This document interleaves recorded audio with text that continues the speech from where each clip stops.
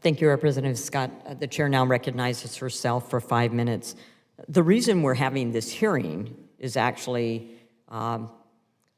because of comments that you've made, Dr. Scavella. We're having this hearing because multiple groups approached members of the HVAC with complaints that national practice standards were being developed and they did not have access, nor were they communicated, not in email, not in phone calls, not in meetings.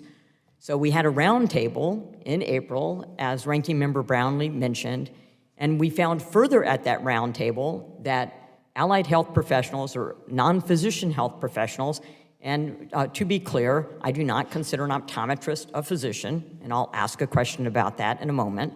However, we found that non-physician groups had great access to the VA, but physician groups did not. And you specifically defended yourself by saying, within our organization.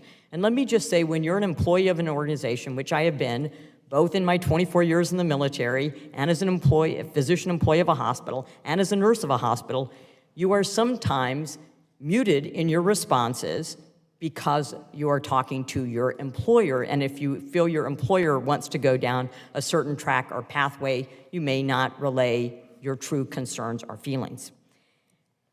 The other thing that I'd like to mention is something I think that gets confused, and it's often brought up in scope of practice issues within states and state government, is that often the rationale for expanding scope of practice is so individuals get care in rural areas.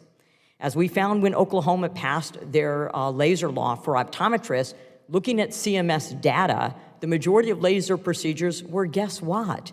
They weren't performed in rural areas. They were performed in the metropolitan areas of Tulsa and Oklahoma City, and that exists to this day. So can you tell me how many VA hospitals are located in rural areas? How many are in rural areas?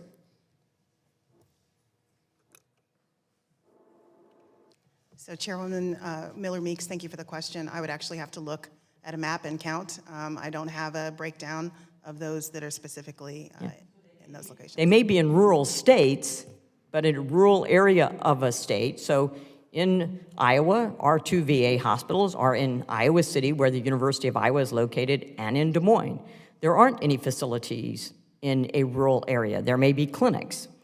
So if, as you alluded, if you were to allow an optometrist licensed in Alaska, as Dr. Barney said, he's licensed in Alaska and can perform laser procedures, to then come and be located to the VA hospital in Iowa, even though there's ophthalmologists, that optometrist would then be allowed to perform a procedure for which he is not licensed to do in Iowa. Is that correct? I think that's what you stated. Theoretically, just like my license is transportable across the country, I can operate in any federal location. That would potentially, if we were to make that decision, that would be something that we would look at for quality reasons, but potentially.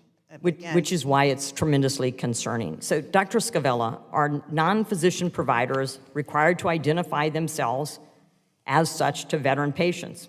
How does the VA educate veterans as to the qualifications? When a veteran, or for that matter, the public hears doctor or physician, they think that this is someone that has gone to medical school. Are you going to inform veterans that the person treating you has not gone to medical school, has not done a residency, is not board certified? And in fact, to get on the insurance of most health insurance providers and Medicare, you have to be board certified or board eligible. Are CRNAs, are optometrists, are other allied health professionals that you may increase their scope of practice to practice in a state for which they're not licensed to do that, are they board certified and board eligible?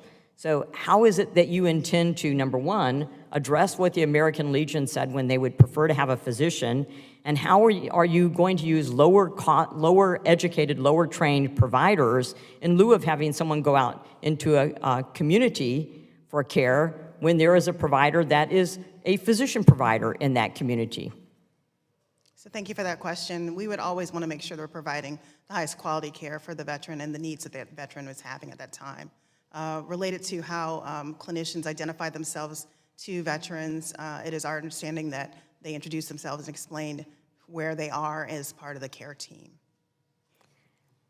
which is exactly why we're having this hearing and exactly why, as a nurse, married to a nurse, as a doctor, as a veteran, I'm concerned about the secrecy, thank you, Representative Scott, the secrecy of the BA in going through this procedure, their lack of engagement with other groups and other providers until you have an open comment. I know that you're having listening sessions. I thank you for doing that, but I would say that my concerns have not been allayed, that we will be providing our veterans the highest quality care by care teams led by physicians, and that patients know whether or not a physician is delivering care or another individual of other education and training, as knowledgeable as those individuals may be. I have great respect for everyone in the healthcare profession, but I'm very concerned about what's going on.